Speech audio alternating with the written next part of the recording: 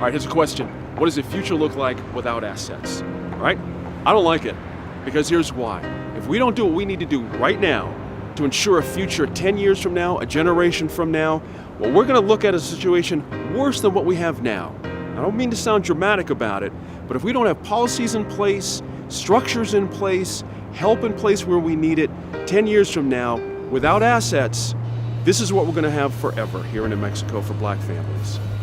Without assets, we will continue to be at the top of every bad list, and we'll be at the bottom of every good list. We'll have New Mexico, if we think of it as a chain, one that is sagging in the middle without all of its citizenry being represented. But with assets, and with the work that other organizations like AACETS are doing, we will have an understanding that we are truly better together. Without assets and the research that we've been collecting, we have no context, there is no next chapter, and our story goes untold. Here's what folks should know. We are empowered and engaged to work together as a community to make progress. We're going to make these investments in ourselves and invite others to do the same. What's the worst case scenario?